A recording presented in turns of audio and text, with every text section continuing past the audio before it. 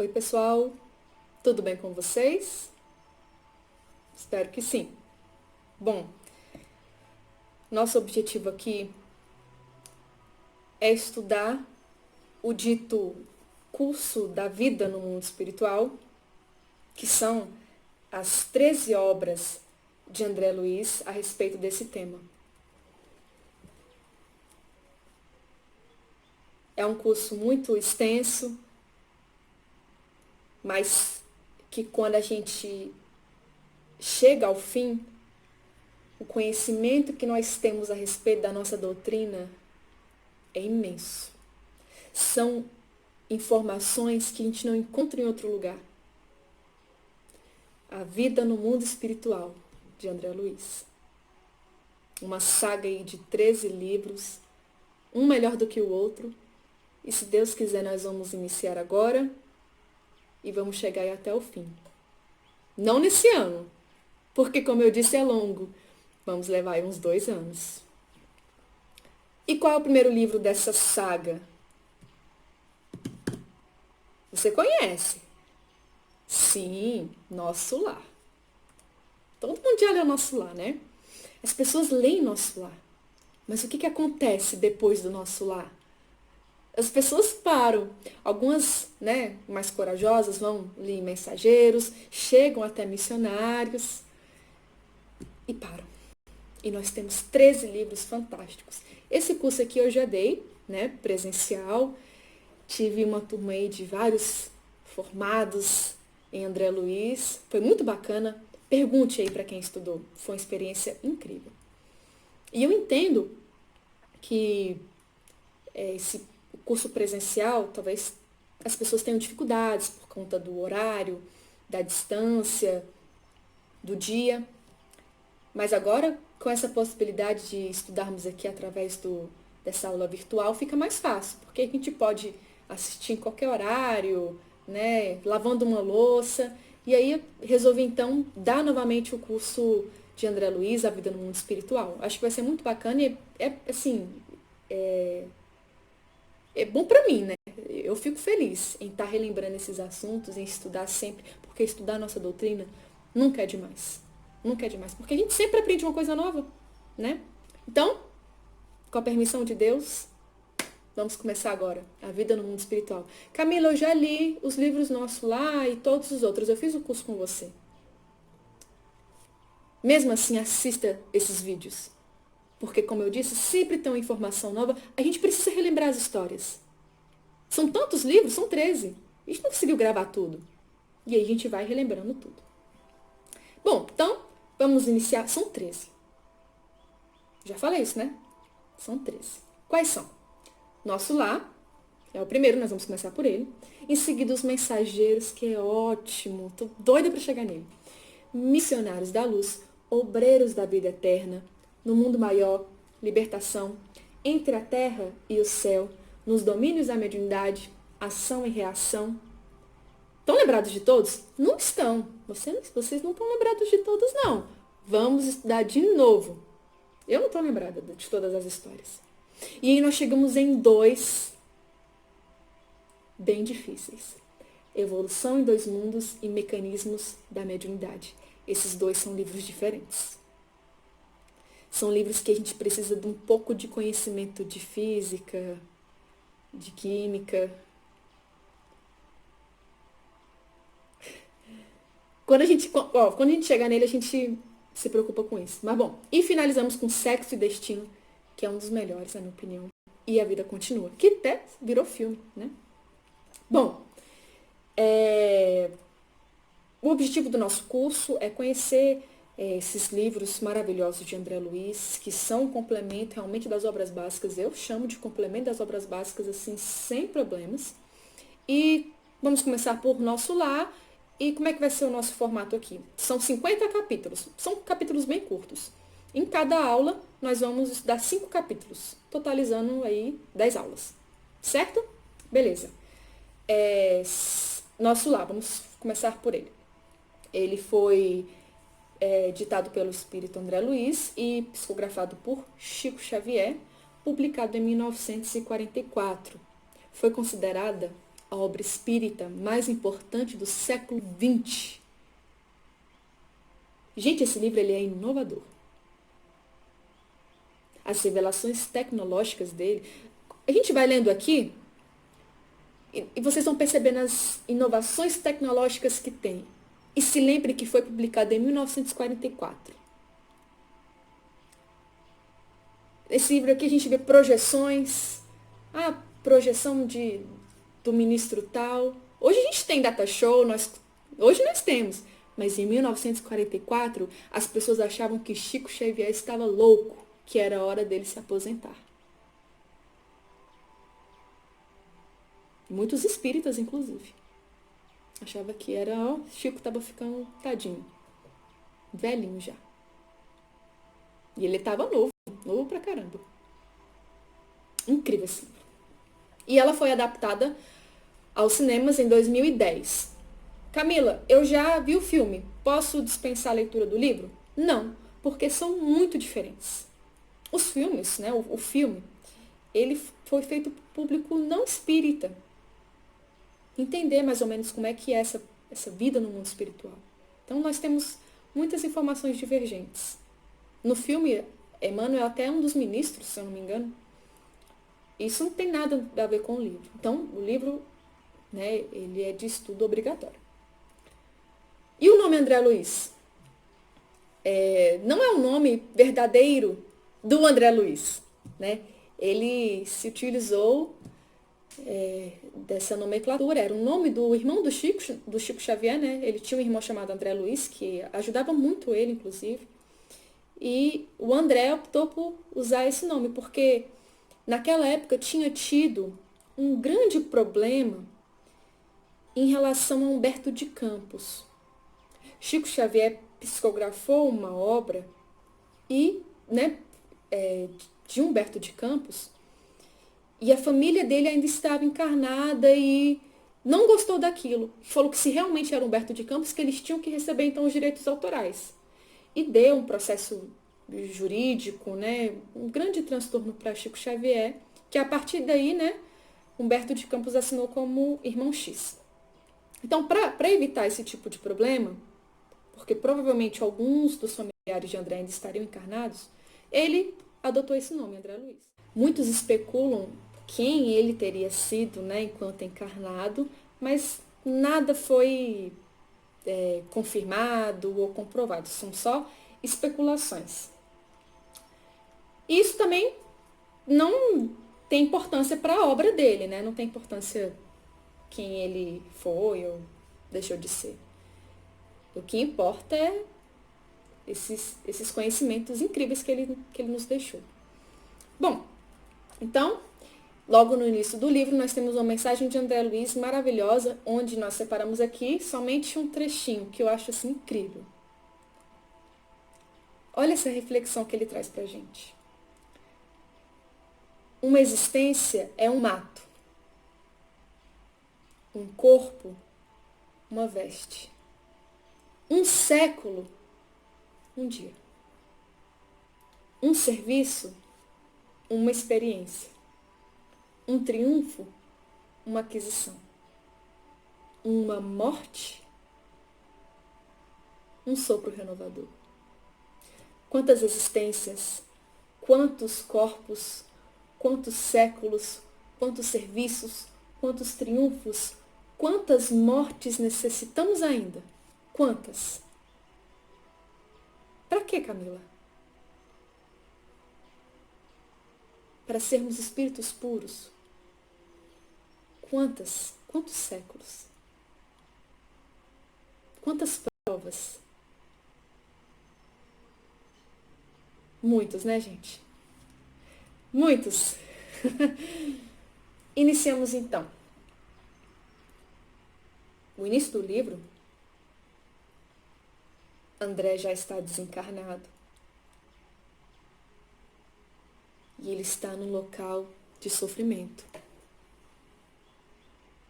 Que lugar é esse? Umbral. Isso mesmo. Olha o que ele diz pra gente. Os eriçados, coração aos saltos, medo terrível, Muitas vezes eu gritei como louco, implorei piedade, clamei contra o doloroso desânimo que vinha ao meu espírito, mas só o silêncio. Quando não o silêncio, risos, lamentos piores do que o meu. Outras vezes gargalhadas sinistras rasgavam a quietude do ambiente. Algum companheiro desconhecido estaria, a meu ver, prisioneiro da loucura. Formas diabólicas, rostos, expressões animalescas surgiam de quando em quando, agravando-me o assombro. Essa era a situação dele, lá no umbral. Não estava nada fácil. Nós temos, de nosso lar, uma radionovela. Muito famosa, inclusive. Assim, sensacional. E quem... vou tentar disponibilizar aqui, tá? Vou falar com a galera aí da edição, viu, senhora Gabriela? Para tentar disponibilizar para vocês, porque essa radionovela de nosso lar é incrível. E me recordei o seguinte... Porque essa radionovela, ela começa com uma música bem calma, né? Bem tranquila, aquela música assim, serena. E de repente vem um grito assim, suicida! Escutem depois, é bem marcante. E aí uma vez, eu estava com os meus colegas, do centro inclusive, lá de Secap, acampando lá na minha antiga casa, né? Na casa dos meus pais.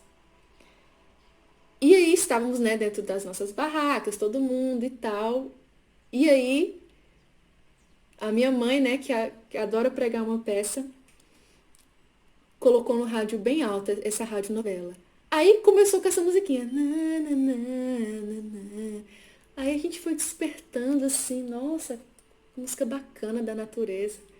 Aí de repente, suicida! Aí a gente tomou um susto tão grande. Cara, a gente saiu da barraca assim, desesperado, e vimos a minha mãe morrendo de rir. Bom, enfim, só pra contar essa historinha pra vocês. Excelente essa radionovela. Muito real. As vozes assim, a interpretação, é muito bacana, vale a pena. E ele está, né, nesse início, ele está no umbral. O primeiro capítulo é nas zonas inferiores. E aí, ele continua narrando. De início, as lágrimas lavavam-me incessantemente o rosto, e apenas em minutos raros felicitavam-me a bênção do sono. Gente, ele ficou anos e anos no umbral. E ele dormia poucos minutos por dia. Eu não consigo imaginar isso. Meus gêmeos estão com 1 ano e 1 mês e o nosso sono nunca mais é o mesmo. Nunca, realmente me falavam isso e eu não tinha noção. Nunca mais é o mesmo. Porque você tá dormindo, o menino solta um pum, você lá vai ver se o coração dele tá batendo, você fica sempre né, naquele pânico. Você fica com sono assim pingado. Realmente é assim, nessa primeira fase. E você fica anos assim. E a situação dele, grave, né? Que ele tá no umbral, ele tá dormindo no chão, ele não come, ele tá sujo. Deve ser uma coisa assim inimaginável, gente. Você não consegue dormir e quando você acorda tem um ser diabólico ali gritando, suicida. Inimaginável. E né, ele está no umbral. Tem lugares nos abismos e nas trevas que nós vamos estudar, não em nosso lar, mas em outros livros do André, que a situação é muito pior. Isso aqui está parecendo paraíso, perto das trevas que nós vamos ver lá na frente. Olha só. Há muitas moradas na casa de meu pai. Muitas. Boas e ruins. Bom, então ele de vez em quando dormia, né? Mas interrompia-se, porém, bruscamente a sensação de alívio. Seres monstruosos acordavam-me, irônicos. Era imprescindível fugir deles. Então, André, ele nos narra que, apesar de não entender completamente a sua situação, que lugar era aquele, o que ele estava fazendo ali, ele já sabia que não pertencia mais ao mundo dos vivos. Ele sabia disso, mas ele não sabia, não tinha noção de tempo, de se estava de dia, se estava de noite, porque é sempre escuro, né? De dia, de noite, é o espaço, não tinha essa noção. Somente naquele momento de sofrimento, ele valoriza as questões religiosas. Somente ali, ele valorizou a religião. Ele disse que ele de fato conhecia as letras do Velho Testamento e muita vez ele folheou o Evangelho, mas era forçoso reconhecer que nunca procurara as letras sagradas com a luz do coração. Ele folheou, ia para as missas porque era bem visto, né? Todo domingo está lá na missa, mas não procurou conhecer Jesus. E naquele momento de dor, ele sentiu falta disso. Naquele momento de dor, ele sentiu. Ele esclarece um pouquinho a respeito da vida dele como um encarnado. Tinha sido uma vida de facilidades. Ele era filho de pais extremamente generosos e conquistou seus títulos sem maiores esforços. Apesar de toda a facilidade material que ele obteve, ele não se atentou aos valores da fraternidade mútua e da caridade sem limites. Ele preocupava-se apenas com o sustento da sua família. De vez em quando ele era médico, né? Se formou em medicina, se tornou um médico. E a sua busca era somente por sustentar a sua família. Se tinha uma pessoa ali precisando de uma consulta gratuita ou precisando de dinheiro, ele se esquivava, falava que não, dava um jeito de não atender. Quando muito, fazia de vez em quando, né? Só para tirar a pessoa ali do pé dele. Ele tinha esse tipo de pensamento. Era uma pessoa muito egoísta. Muito. Olha o que ele fala pra gente. Ó amigos da terra, quantos de vós podereis evitar o caminho da amargura com o preparo dos campos interiores do coração?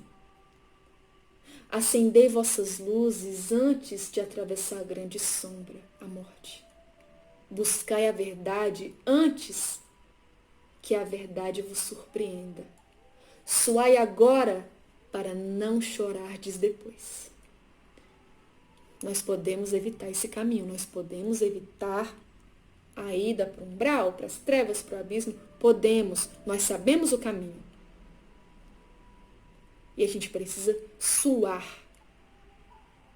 Porque como é que a gente evita esse caminho?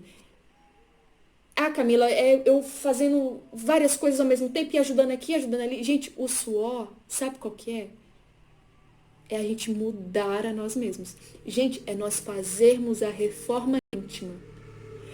E é doloroso. Gente, como é difícil mudar. É uma coisa que está enraizada na gente. É um defeito que a gente tem. É difícil mudar. É doloroso. É sofrido.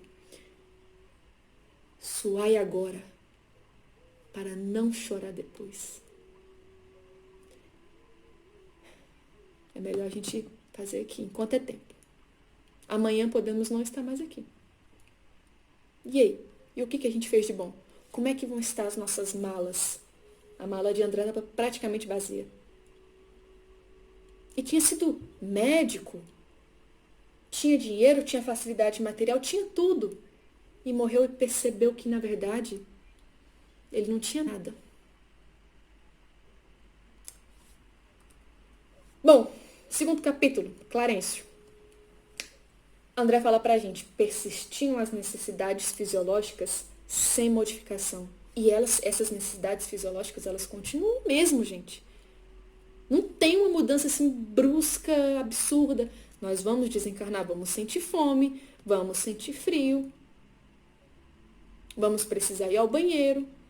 As necessidades fisiológicas, elas continuam. Castigava-me a fome e o abatimento progressivo me fazia cair em absoluta exaustão. Estava cansado. Porque ele sempre estava fugindo, não se alimentava. Estava cansado fisicamente mesmo. Fisicamente mesmo.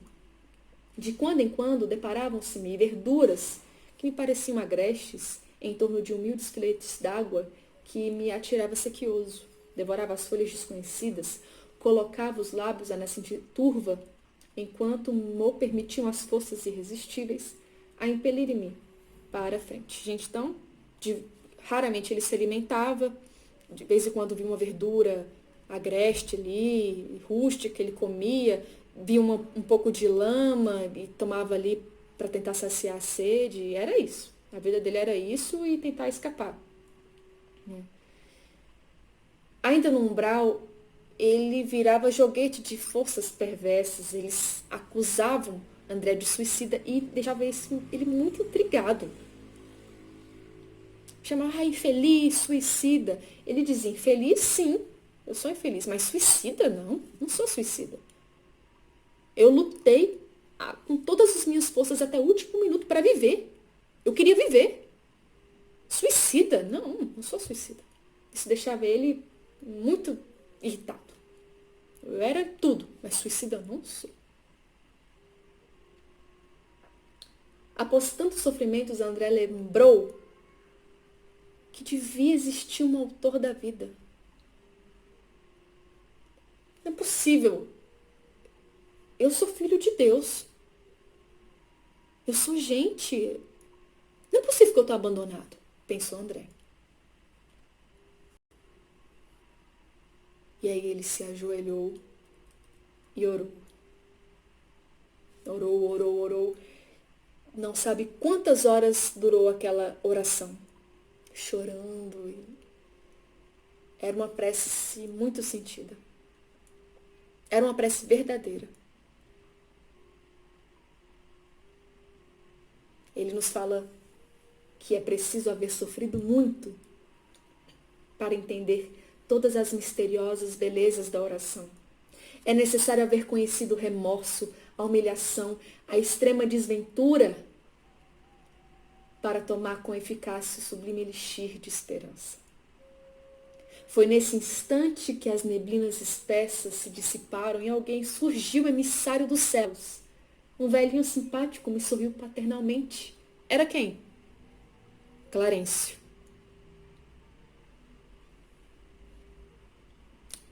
Eu já dei esse livro várias vezes, né? Um deles foi para os meninos da juventude. E aí eles falaram o seguinte, tia Camila, então é o seguinte, se eu desencarnar, acordar e perceber que estou no umbral, eu vou orar. Meu primeiro esquema é esse. Vou orar durante muito tempo para esses jovens. Qual foi o diferencial aqui da prece de André?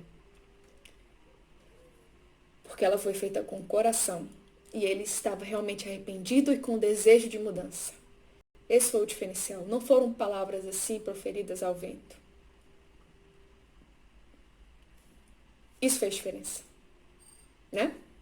Mas sim, é uma técnica. Se acordarmos no umbral, vamos tentar fazer uma maratona aí de prece. Bom, passamos então para o capítulo 3, se chama A Oração Coletiva.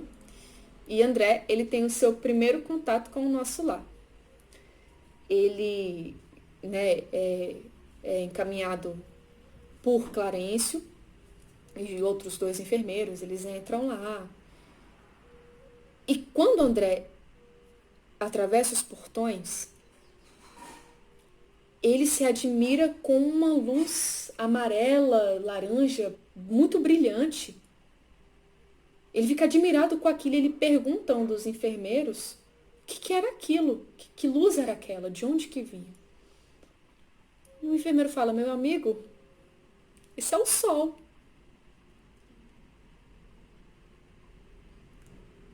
E André se recorda que quando ele estava encarnado, ele não tirava tempo para apreciar o sol.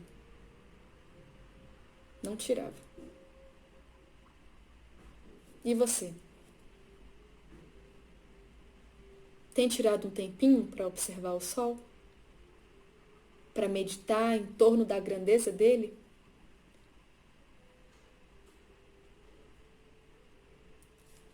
Quando eu li a primeira vez, a primeira coisa que eu fiz foi ir lá pro quintal, ficar assim, ó, no sol.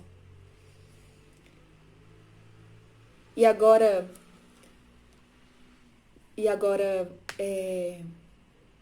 lendo de novo, me faz refleti que realmente não tenho observado o sol como eu deveria.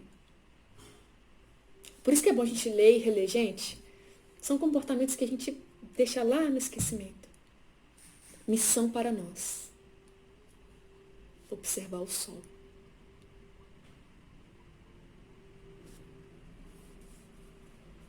O sol lá em nosso lar, ele estava diferenciado, como se ele não tivesse nenhum bloqueio.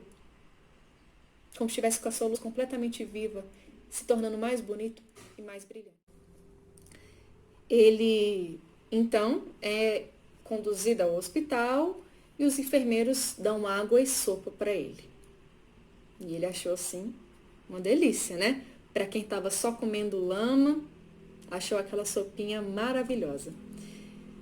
Então, ele recebe a visita de muitos enfermeiros e médicos que vão atendendo, né, vão aplicando passes para que ele vá se recuperando cada vez mais, tomando sopinha.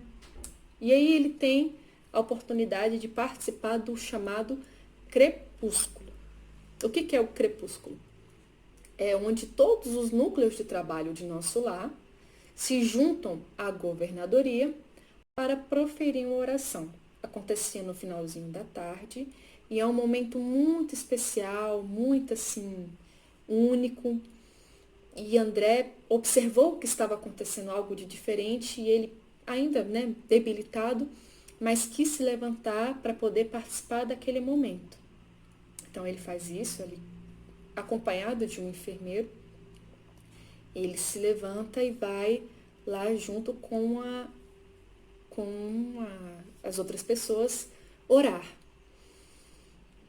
E ele vê, né, numa projeção, ó, olha só, como se fosse uma projeção, o governador de nosso lar no centro, com outros ministros ao seu redor, entre eles quem?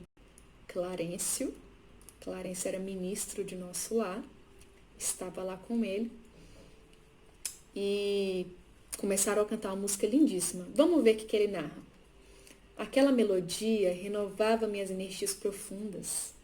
Levantei-me vencendo dificuldades e agarrei-me ao braço fraternal que se me estendia, o enfermeiro, né, que estava lá.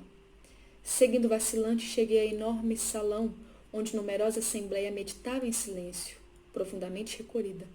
Da abóbada cheia de claridade brilhante, pendiam delicadas e flóreas guirlandas que vinham do teto à base, formando radiosos símbolos da espiritualidade superior. Contendo-me a custo numerosas indagações que me esfervilhavam na mente, notei que ao fundo, em tela gigantesca, desenhavam-se prodigioso quadro de luz quase feérica, obedecendo a processos adiantados de televisão. Olha a expressão. Processos adiantados de televisão. Surgiu o cenário de templo maravilhoso. Surgiu como uma projeção.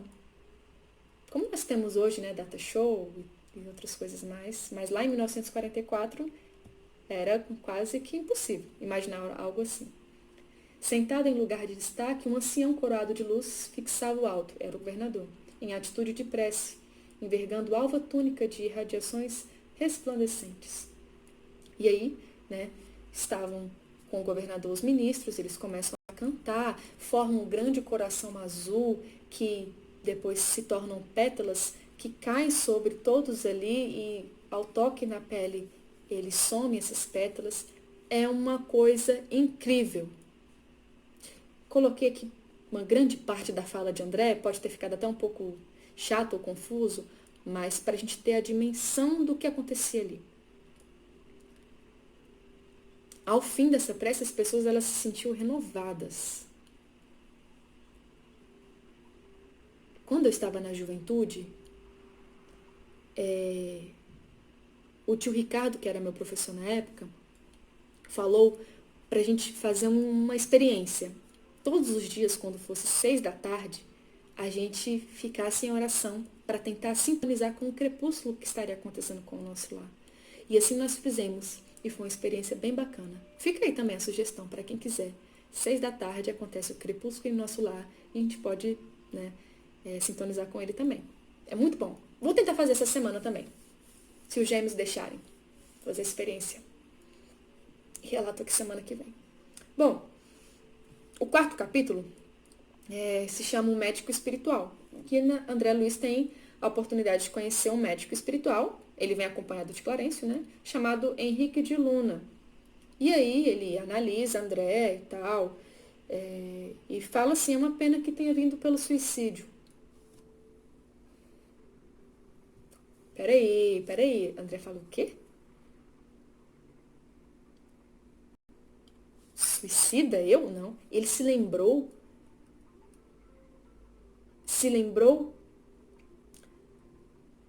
daquelas acusações lá do umbral, onde os espíritos ficavam suicida e tal. E ele tenta se explicar, fala, olha, eu creio que está havendo um engano. Ele falou, estava melindrado. Meu regresso do mundo não teve essa causa. Lutei mais de 40 dias na casa de saúde, no hospital, tentando vencer a morte. Sofri 2 operações graves e tentei lutar até o fim. Eu não sou suicida. Henrique de Luna, sem se abalar, começou a explicação. Vejamos a zona intestinal. A oclusão derivava de elementos cancerosos e estes, por sua vez, de algumas leviandades do estimado irmão no campo da sífilis. Se ele contraiu sífilis, foi porque ele teve relações extraconjugais. Algumas leviandades do estimado irmão, sim. Foi leviano. Teve relações com outras mulheres, além de sua esposa, e contraiu sífilis. A moléstia talvez não assumisse características tão graves se o seu procedimento mental no planeta estivesse enquadrado nos princípios da fraternidade e da temperança. Entretanto, o seu modo especial de conviver, muitas vezes exasperado e sombrio, captava destruidoras vibrações naqueles que o ouviam.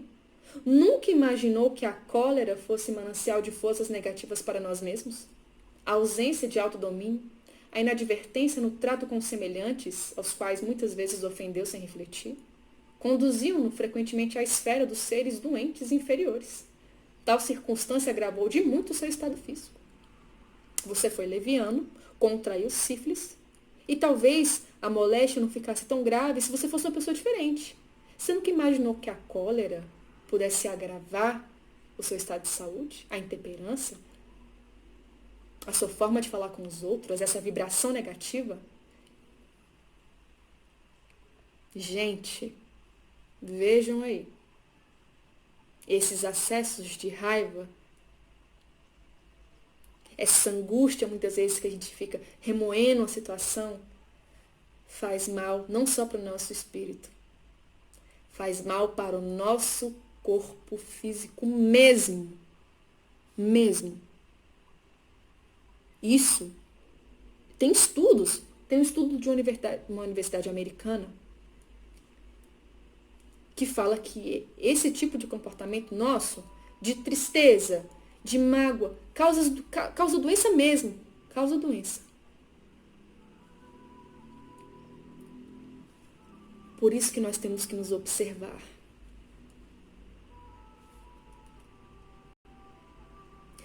Henrique de Luna continua. Já observou, meu amigo, que seu fígado foi maltratado pela sua própria ação? Como? Provavelmente bebendo. Que os rins foram esquecidos com terrível menosprezo às dádivas sagradas? Falou aqui do rim, já me lembrei que eu não bebi água hoje. Estou maltratando meu rim.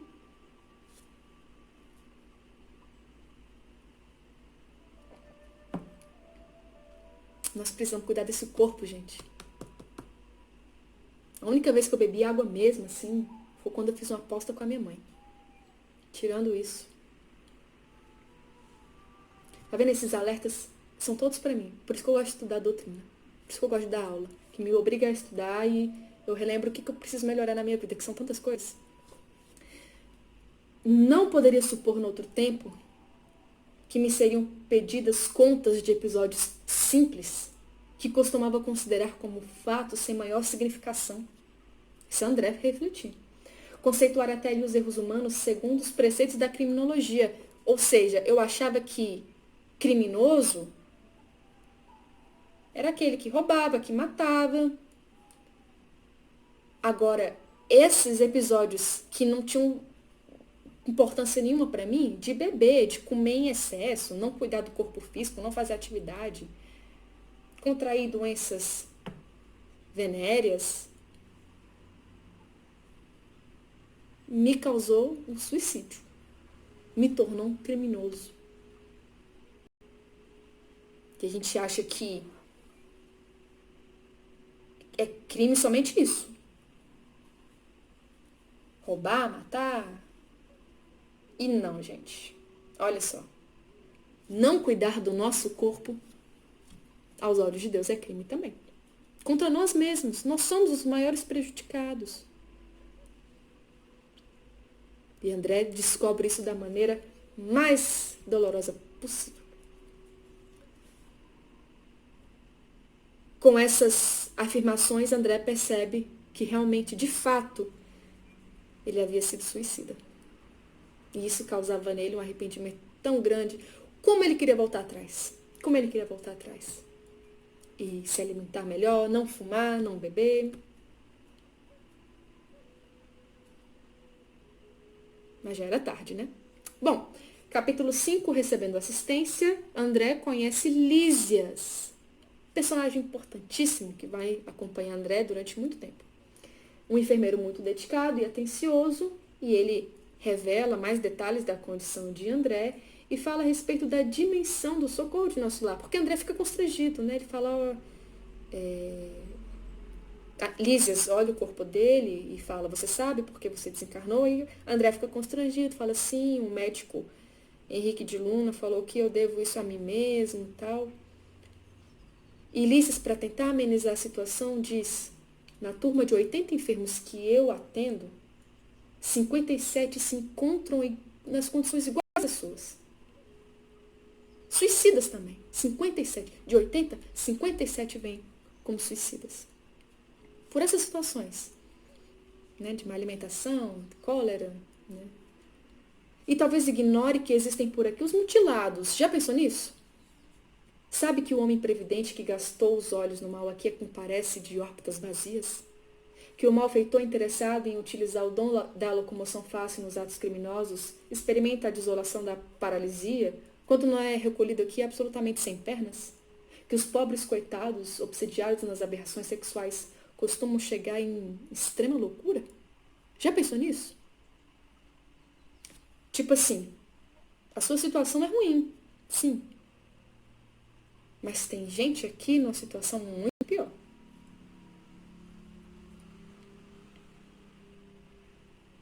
Pense nisso. E ele continua. O irmão aqui será tratado carinhosamente, vai se sentir forte, como nos tempos mais belos da sua juventude, trabalhará muito e tenho certeza que vai ser um dos melhores colaboradores de nosso lar. Entretanto, a causa dos seus males persistirá em si mesmo até que se desfaça dos germes da perversão da saúde divina que agregou ao seu corpo sutil pelo descuido moral e pelo desejo de gozar mais do que os outros. Ou seja, gente, ele ia ficar em nosso lar, ia trabalhar muito, e realmente André trabalhou muito. A gente vê no último livro tanto que ele estava assim diferente, né? Maduro. Mas aquilo que ele tinha causado no corpo dele tinha ficado gravado no perispírito. E só ia curar quando ele reencarnasse. Quando ele reencarnasse, mesmo tendo trabalhado demais em nosso lar, quando reencarnasse, o corpo ia vir com alguma mazela devido à última encarnação, onde ele queria gozar mais do que os outros. Olha só, o que a gente faz no nosso corpo, a gente fica gravado. E a gente só consegue curar aqui, porque é aqui que é a prova. Por isso que nós devemos cuidar muito bem do nosso corpo e do nosso espírito. Certo? Informações preciosíssimas. Só 5 capítulos do primeiro livro. essa saga é demais. Eu sou suspeita. Porque eu assim, tenho tatuado no meu coração, André Luiz, a vida no mundo espiritual. Mas olhem só, tirem por vocês mesmos o tanto de informações que nós tivemos aqui. Nossa primeira aula apenas. Espero que vocês continuem assistindo. E até a próxima, se Deus quiser. Fica com Deus.